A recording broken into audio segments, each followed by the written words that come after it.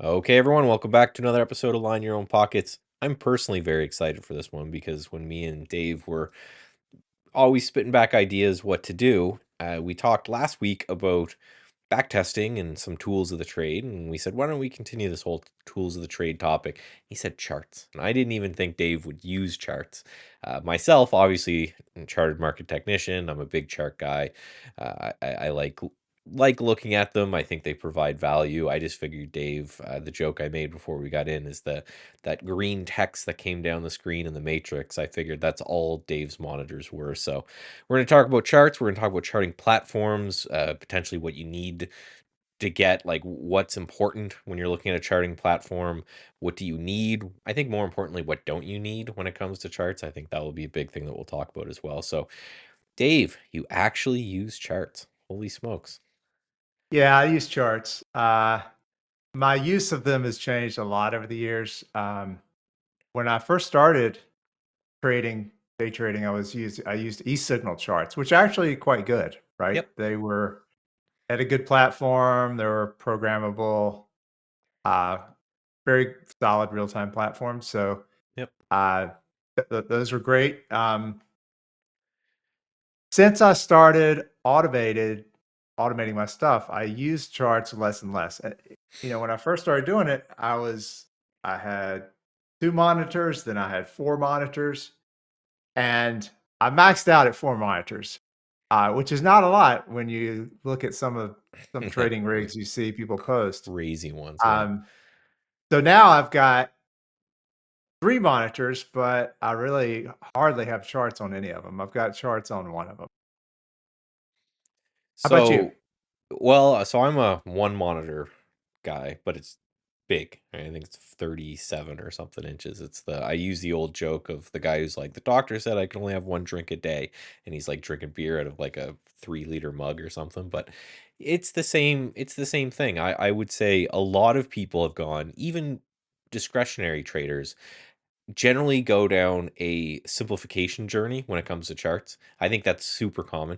You see a new trader and they've got the 37 indicators and they've got, a whole screen of monitors, and every single chart has all these crazy indicators and you can barely see the price action. And then as it gets, longer and longer and people have been trading longer and longer, it starts to get more simplified. I think of the one of my favorite meme templates is like the normal distribution with the IQ chart, and you've got like the idiot in one corner and the genius in the other. And both of them are basically just using like simple candlestick or simple line charts with no indicators just to see the price action. And then you got the guy in the middle and he's going crazy with all of these indicators. Yeah, I like that. That's a good I like that meme for that. That's a good purpose for it. So there's one quote that I'm pretty sure I made up, which is, "A lot of indicators on a chart is a sign of mediocrity." Yeah. So, there's really I mean, I think a lot we've talked about this before on previous episodes.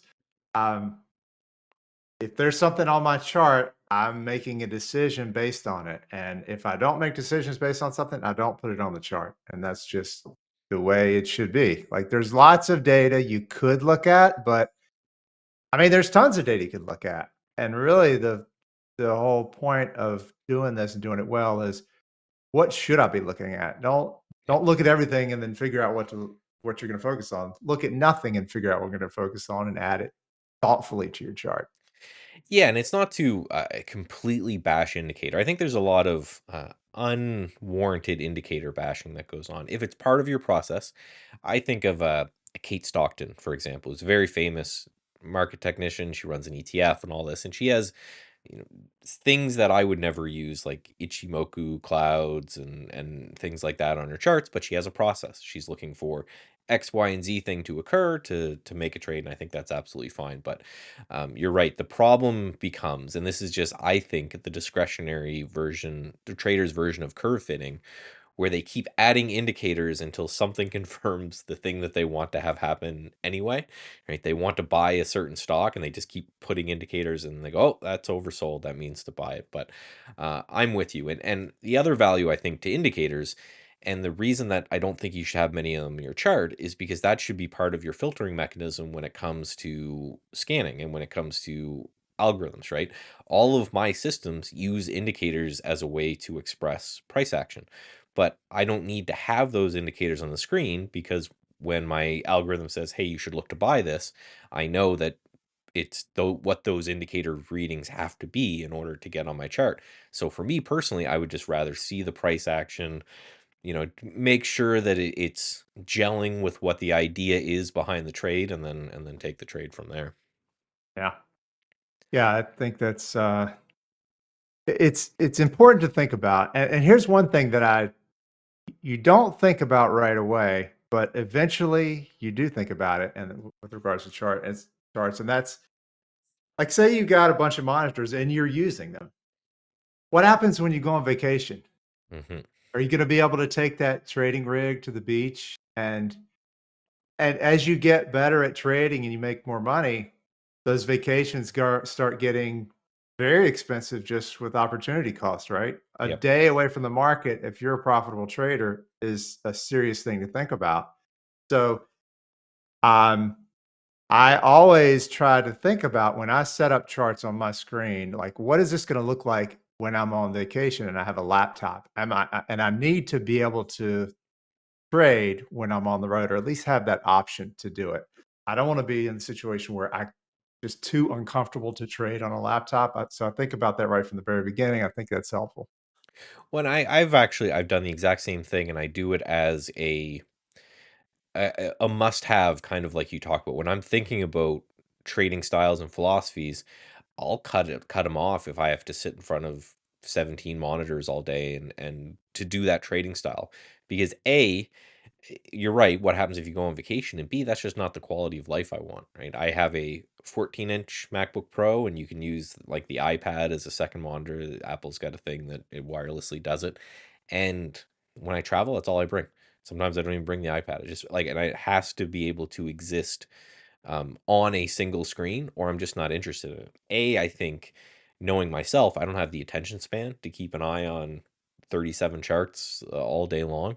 A bit TikTok brained when it comes to that kind of thing. But yeah, I just think out of necessity, you should just be able to grab one chart or one screen, and you should be able to go through those things. And yeah, the people that I see on vacation that have, a bunch of external monitors they brought and all that, again, I just think, A, is that really helping you? And B, is that the life that you want to lead, where you're, if I'm have to be chained to this desk anyway, there's probably better things I could do, right? I could create systems and then do other things. I want the freedom to be able to go to a coffee shop and work there if I want, or go wherever I want in the world.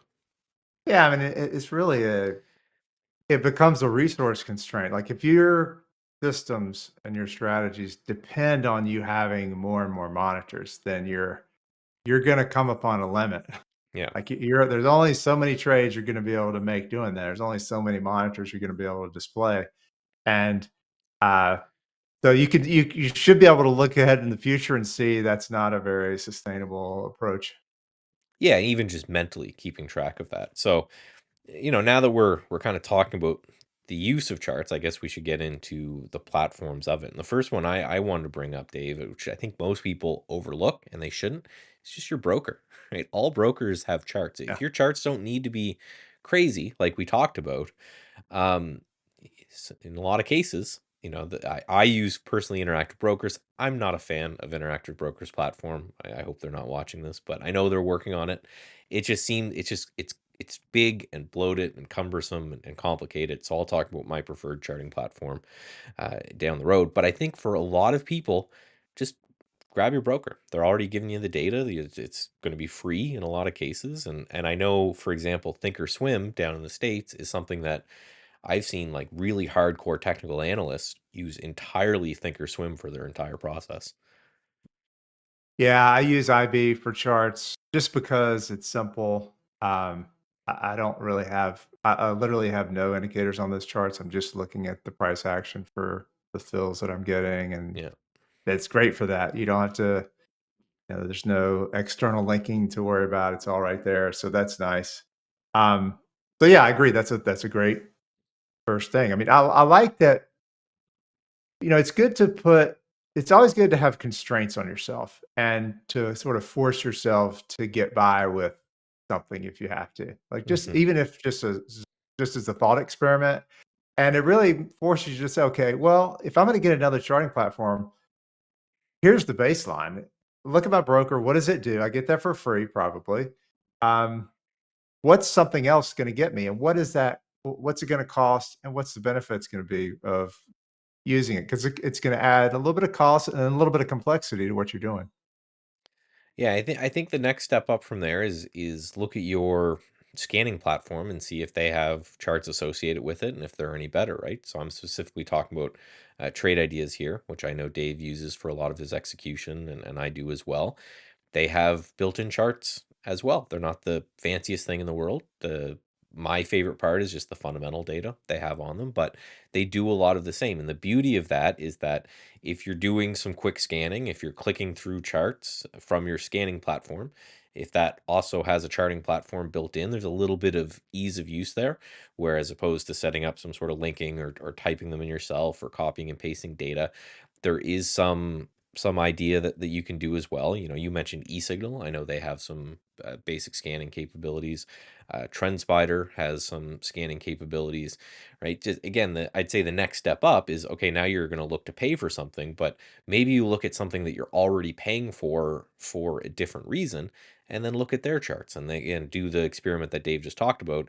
Is there something missing, and something missing that I really think is going to make the difference? So when it comes to like Trade Ideas charts, the limitations are they're not as smooth as a lot of charts, and you know there's not as much indicators out there. There's not a billion indicators. There's your very popular ones. So just look at that and say, well, I'm paying for this anyway. Can I kind of look at those instead? Yeah, there's another really good use for charts, which is not just, trading off them, but to do research after hours. And the thing that I really like about Trade Ideas charts is the little blue arrow that goes when Yes. you double click on an alert window, and it changes the chart, and plus it shows you the blue arrow exactly when that alert occurred on Hmm. the chart. That's so key. And it's really important to be able to do that, and that's a lot of the research you can do after hours. You get the same thing when you do back testing in Trade Ideas, that there's the setup is shown on the chart. Yeah. That's really a critical thing to be able to see, and just, not a difficult thing to, eyeball it without those indicators on there, but it's so nice to have that. It just saves a good bit of time. Yeah, if it saves, if you think about it, if it saves a couple seconds, but if it saves a couple seconds and you're looking at 10 or 20 setups a day, and then you multiply that out by weeks and then months and then years, any sort of quality life improvements like there. Then I think kind of the next step from there is, do you need a advanced charting platform for something that you do? Me personally, on top of the systematic trading I do a lot of kind of longer term analysis and macro analysis, things like that. So my go-to is for that is TradingView. It's a very, very reasonable price. They have access to every market you can think of. If I'm going to crown a king, I think of charting, I'd probably put TradingView there. Now, the question I think you have to ask yourself is an expense like that necessary? It's not a lot, especially if you do like a Black Friday deal or something. You're getting the whole year's platform for a couple $100. Um, but is that complexity something you need? So a quick example is that TradingView can output information via webhooks when it comes to uh, alerts and things like that. And that's something that I use for the service I run on my website and things like that. So there is some functionality I need, but as a chart nerd, I just think they're the best when it comes to aesthetics and, uh, you know, indicators, multiple time frames, and all of that. But at the same time, what they lack is that dedicated kind of scanning component. So I think what we're kind of going through is there's like a spectrum of charting, right? And the question is, how much do you actually need really nice, tight, advanced charts versus how much are you just looking at price action from day to day, and it's something that you can get by. And then the further you go up that spectrum, the more you're paying for just an exact charting platform. Like, again, you mentioned eSignal. If I remember correctly, eSignal was pretty pricey when it came to their charts, but there's a whole lot you could do with it if it's something that you needed. Yeah, it is pricey, but and a lot of this.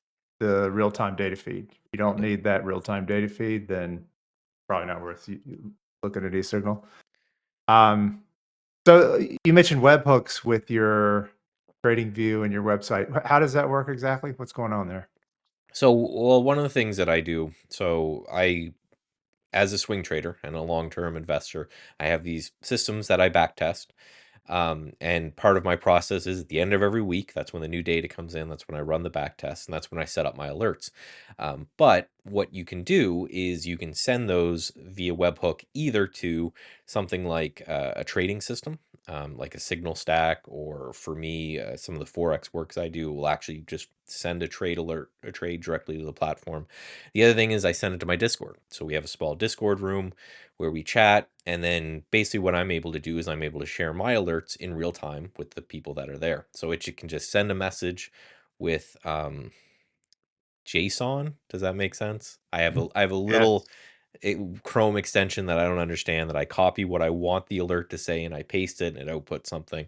So when an alert gets hit, it triggers that. And the thing that I like about that is, as again, someone who very much doesn't want to be at the screen all day, it goes to your phone, it goes to your smartwatch, it goes to whatever, and it'll say, hey, this stock triggered this. Now go take a look at it. And that's something that's really, really valuable to me because I want to be alerted anywhere. Because as a swing trader, there might be days or even weeks sometimes where I don't do anything. Um, so I can't, take the time to stare at it. So I want to be alerted and I want to be able to know this is the entry price, this is the stop loss price. Now go bring up the chart and see if it's something you want to take action on. Yeah. Um, it's funny the pause you had there before you said Jason is will be kind of funny to the developers in the audience. I think they'll laugh at that because yeah, Jason's a common interchange format, I think of it as like the next generation of XML. Very Okay. common format to exchange and like describe and uh, interchange data.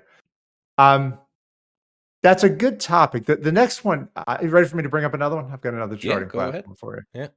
So one I really like is Amibroker. I know we talked about this last week as a Hmm. backtesting platform, but their charts I really like, and the developer in me really likes because the one thing it allows you to do is you can backtest a strategy. So they have their own AFL, Amibroker function language, I think, Hmm. and you program a system in there. And what you could do, you can use that same file that you used for a strategy and put that on a chart. So the same signals, the same code, the same variables that are going into your trading system, you can put two lines at the end of that file and it becomes a chart. So what that allows you to do is have one file of code, one code base, and it's running your strategy and your chart. And that's really important because when you're in the weeds of your trading strategy and you want to visualize something on the chart, it's very easy to be able to use the code in there to draw a line, like draw a little arrow right where you want to see something. Um, uh, put the indicator values in a very subtle way where you can look at the details if you want to. So you can cram a lot of details in there that you can't see by default, but when you hover your mouse over, you can see it. So there's just tons of flexibility with doing that. I mean, one thing I would do would put a little, uh, like a tiny little block at the very bottom of the chart area when, like the signal was, the setup was, the setup exists, but it Yeah. hadn't traded yet. So there's lots of little things you can get really good at and colorful and like really show exactly what you want to see, which I love.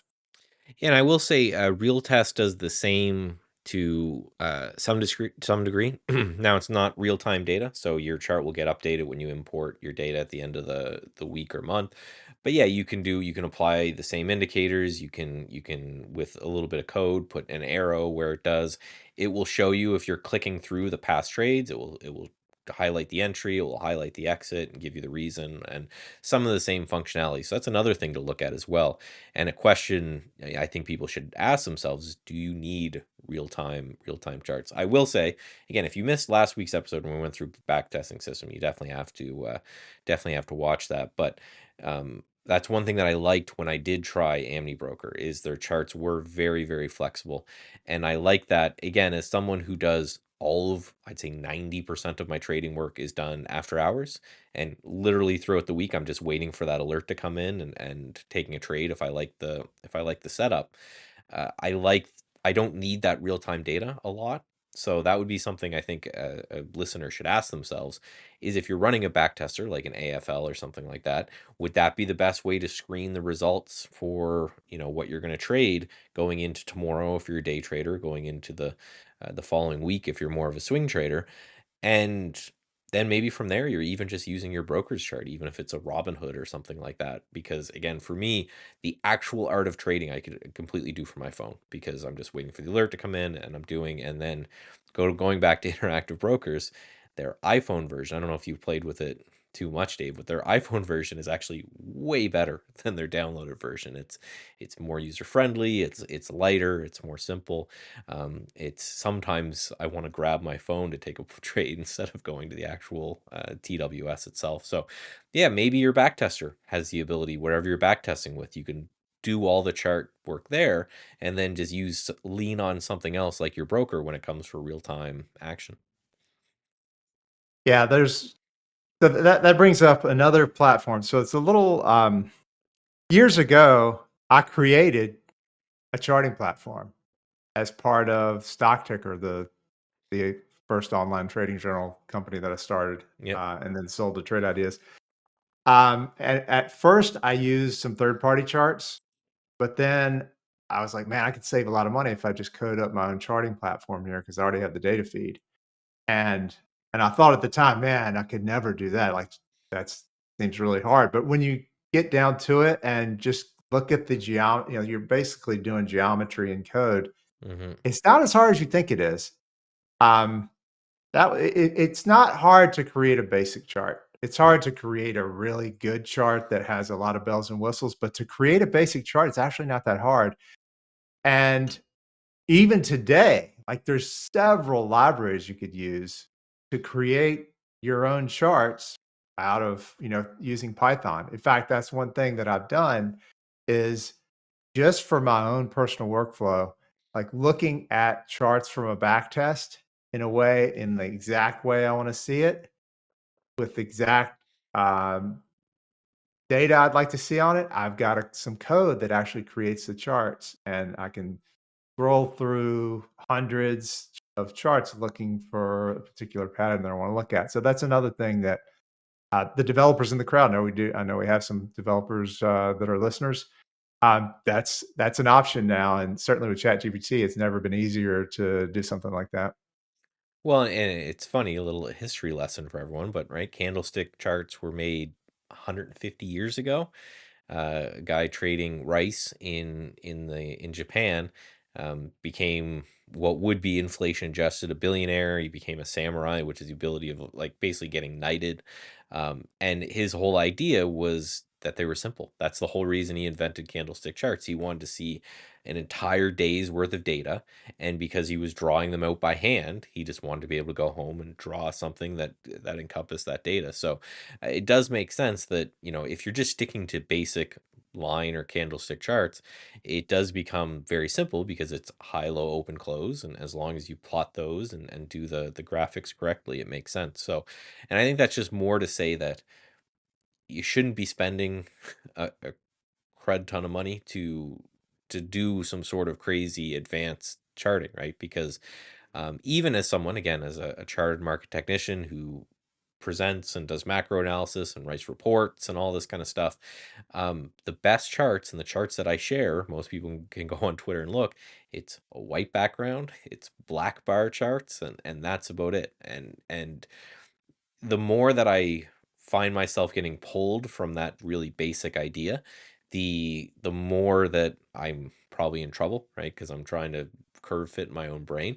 So yeah, start simple, right? Start something that's very basic, make it very clean for your eye to see, and avoid the pull of going too crazy when it comes to different charting platforms. So, Michael, do you ever use anything besides candlesticks for your charts? I am a closeted you can call them bar charts or high-low open close charts, right? Just the bar with the two lines on the end, and unicolor, so black on a white background or white on a black background.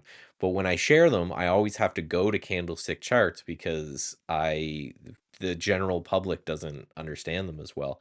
And it's funny, I was talking to Brian Shannon the other day, and he's the same way. He's like, I use these charts when I'm same kind of thing, the high low open close black charts. And he's like, but when I share charts, I have to do candlesticks, because if I don't, the first five questions is people don't, because everyone's learned to read candlestick charts, they don't understand that a bar chart's the exact same data. It's just simple. I don't like the multicolor. I think there could even be some bias when it comes to red means bad, green means good. I find you focus too much on an individual candle, whereas if your charts are just clean, one color, very simple, you're more looking at the chart pattern than anything else, if that makes sense. Yeah, I use candlestick charts, so I guess you're the I guess I'm the kind of person that you're having to switch for when you post them. It reminds me, do you ever play cards, poker or anything? Oh yeah. There's there's a standard two-color deck, right? You get red and black for the suits, right? There's Hmm. there are cards that have 4 colors. So the I think diamond is blue, and, so there's 4 colors for those, and to me, that makes e very much logical sense, right? Why would you have 2 suits with the same color? Hmm. It'd be much easier to have 4 different colors, but for some reason, it's never caught on. It's hard to find these, 4 color decks, um, but to me, it makes total sense. But hey, I'm not, it certainly hasn't caught on. Yeah, and I do think there is a bias that can happen. Now, the more systematic you get, I think the less of a problem it becomes, where you're not, if you're looking at each individual candles as a potential way to make a decision, I think that's where the problem lies. So I think you need to focus on that. But yeah, I'm more of the get the colors. If I do candles, it's like a white up bar and a black down bar, just like the old school guys. But it's very interesting. I've even played with different charting, and this was one question I was going to ask. Like, have you ever played with point and figure charts? Have you ever played with even tick charts, or what's the weird one I see all the time that I still don't understand? It's like ranky something. And have you ever seen those where it's like there's bottom shadows but not upper, and it's weird, funky charts like that? I know there's all different sorts of charts, but they've never seemed to have much value to me other than the basic charts. Um, maybe one day I'll look at them, but I don't feel the need to right now. So let's stick with the standard stuff. Now, I guess the other thing that I wanted to mention too is always note your OS, right? What are you using as a computer? And this is, I guess, something that's just special to me as a Mac nerd. It's one of the reasons I think I like TradingView so much, is because if you're doing everything on one platform, that's something that you obviously need to check when it comes to your charting. So something like TradingView works on everything. Trade Ideas has a limited web version, but most of what they do is in the app as well. So that's something that, again, I really think is something that you need to focus on for some people. Like, I know a lot of the devs and the coders might be Linux people that we watch, but there is so much when it comes to HTML and web-based charts that are out there that I don't think that's going to be a huge problem. But yeah, and I would say actually a lot of the trading industry is Windows based. So you need to make sure that if you're going to get serious into it, that you have something. Right, I have a little Windows tower in my house that I remote into for that kind of thing. But just something to consider for any of the nerds out me, or just Apple sheep and buy everything they put out. Yeah, I only use a downloadable platform for my charting and any of my trading applications. So I don't use any browser-based charts actually. It would be interesting But because yeah, that's you just me. don't do anything because you're taking the trade at the beginning of the day, you're out by the end of the day, you're probably done watching the trade, in the first 30 minutes or so of the day. I guess nothing mobile to you really makes a lot of sense because you're dialed in for that first period of time when you're placing your orders and everything, and then you're probably trying to detach the best you can. Yeah. So I don't. There have been, I don't know, maybe a handful of times I'll check something on my phone, but I very rarely ever do that. But, and this is something I guess completely off topic, but please, I don't know. I was talking to a trader the other day who his power and his internet went out and he didn't have his broker app installed on his phone. And I felt like going over there and slapping them. So if there's anyone listening to this that you don't have a broker, even if you don't want to look at it, even if you're someone like Dave, right, who puts in all of his orders with a robot and then just walks away and you're in cash at the end of the day, that's absolutely fine. But just as an emergency mechanism, right, having the ability just to pick up your phone and liquidate some positions or even tethering your laptop to your phone or something, you should have that kind of backup because hurricanes, up here in Canada, we have snowstorms and ice storms that can knock out power and internet. Yeah, just something that happened to me the other day when I was talking to a guy. Thankfully, it ended up making him money, but it's like just as easily it could have been bad, right? Make sure you're either using. So my suggestion to him was obviously have that always on your phone, and then look into some, maybe VPS or something to run his trades. I know there's a lot of people that do that where they have something hosted on AWS or Azure or something like that, just a dedicated workspace. And that's going to run everything. So regardless of what happens locally, you just have some sort of backup because yeah, this guy was very, very scared. Yeah, I mean, there's uh, somebody I worked for a while back would always say, "Just be paranoid. Be paranoid. Like Hmm. the worst thing that can happen is eventually going to happen, and you need to plan for it and think about it." Yeah. Well, so that's charting platforms, and I think the long story short, if we just want to summarize everything, I'd say for 90% of cases, your broker will do a good job. I'd say for another 5% of cases, the backtester that you're using, whatever software you're using for backtest and scanning, will probably make up the rest. Your broker for real time, your scanning or backtesting platform to go over the trades that you're looking at, and then only for really special nerds like me do you need to go and do something crazy. And it's I knew this would be a message that me and Dave would both be aligned on because it just seems like one of those things like having the fastest computer in the world. There's a lot of people that think that if they have the fanciest charts in the world, that somehow it will help. I agree with Dave that I think in most cases, if you kind of took things from people on purpose, like if I sat you down and said, okay, your only trading platform has just the most bare bones, green bar up, red bar down, candlestick charts, no indicators, no nothing. And I think in a lot of cases that would actually end up doing better for a lot of traders. Yeah, and I think just as you were talking there, it made me think that if charts are they could be made to look really pretty, right? You could put all these sort of fancy indicators on there and sort of catch your eye, but that should be sort of a red flag. If something is catching your eye on a chart, that should be a red flag that, okay, what am I actually using this for? Is this eye candy going to be helping me or really kind of distracting me? Well, and it's funny because I'm listening to because you recommended one of Nate Silver's books, his newest one, and I listened Mhm. to that and that was great. So I went back to listen to his old one, and The Signal and the Noise, it's called, and he's talking a lot about how the human brain is essentially uh, programmed to make inferences based off things that we see. And the idea is, you see a rustling in a bush, it's better to assume that it's something than it's nothing. And same with like looking at shapes and clouds. I think a lot of people with their charts do that quite a bit, where they'll put an indicator on their chart and they'll go through and their brain notices the times that that would have been an amazing time and not all the 17 times that would have lost. So yeah, just like Dave's saying, it's just be very careful if you put something on the chart and it looks like it's just lining up very, very well and it's going to make you a whole bunch of money.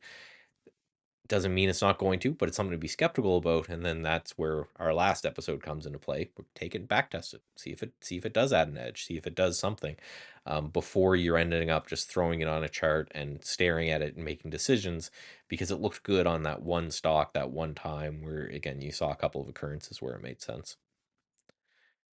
Yep, I agree.